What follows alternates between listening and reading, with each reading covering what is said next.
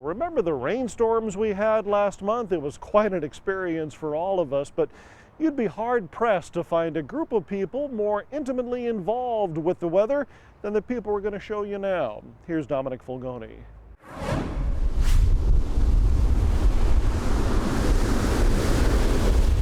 If you were fortunate enough, your direct exposure to the storms this winter happened while you ran to your car under an umbrella. But imagine if your workday involved being out in this weather for 12 straight hours. Well, that's the life of a public works road crew member during times like these. We've been on shift since midnight. We're working midnight to 12, and the other crews work at 12 to midnight. Dan Ellis and his crew were on the tail end of their shift on Thursday when a tree decided that they weren't quite finished. Me and my coworker Jeff Barrington, we were driving down South Mission Road responding to another call when we came upon this tree that had just fallen down right in front of us. That was the first time I've ever seen a tree fall in front of me, and it was a big one. And that big tree came down on a stretch of South Mission Road outside Bonsall, closing it for almost an hour while the crew worked to get the branches out of lanes. Get the rest of the house. But as they were wrapping up their last job of the day, Pete Swenson was just getting started. Sandia Creek is closed.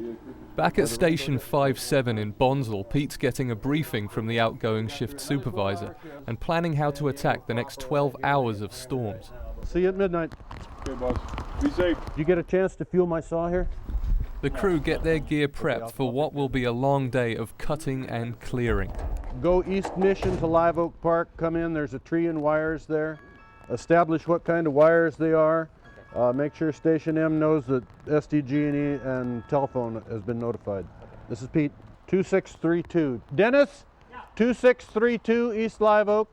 I've got somebody hidden there. Okay, just throw that one together and park it. And we need to get on the road here. While his crew heads out to take care of that tree, Pete checks on a flooded road north of Fallbrook. This is Sandia Creek Drive dip. This particular crossing drains the entire Temecula Basin. And I don't know how many square miles that is, but it's a lot. And it can rain hard quick up there. And then about an hour and a half later, we see the runoff arrive at this dip. There's a pile of stuff coming through now. Most of it goes through, but sometimes we get stuff that won't pass through that.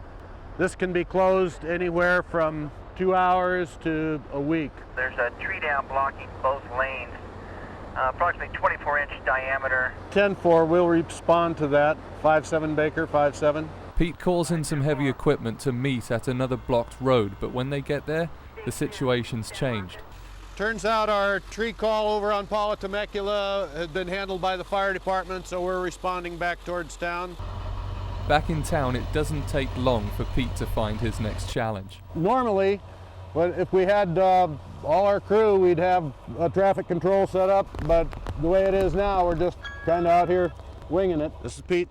While stopping traffic and fielding another service call, Pete has to figure out just how to take this tree down safely on his own. If I'm going to take it down in pieces, I've got a pole saw that'll give me some extra reach so I don't have to climb around in it. But it'll just be nibble away at it until I can get it on the ground, and then I can move part of it with the plow probably. As he slowly takes apart the eucalyptus, the weather kicks up. There's no guessing when and where the next tree may fall, and he's right in the middle of a grove of swaying limbs. He keeps cutting, with his eye on the sky as the heavy storm cell rolls through. Hope we don't get another one on top of us. You want to try and release it as gently as possible so you don't just have a big crashing event when it comes down. So that worked out pretty good. We'll go with a little bit bigger saw on this one, I think.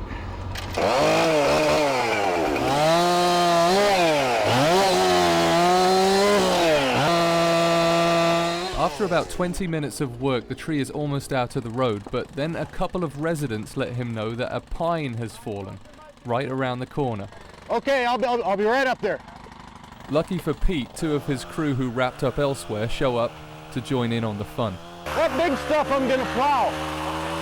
Okay, I'm just going to make about one pass through with a plow and then move up to the next one. I figured the rest of this will hold until we get more time.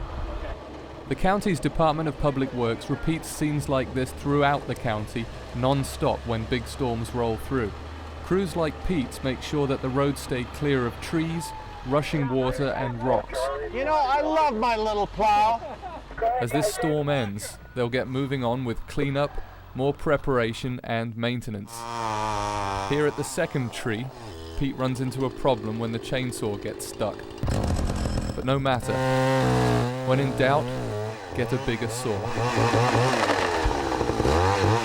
Now, the DPW road crews are responsible for 2,000 miles of county roads, rain or shine. For more, just go to our website at ctn.org.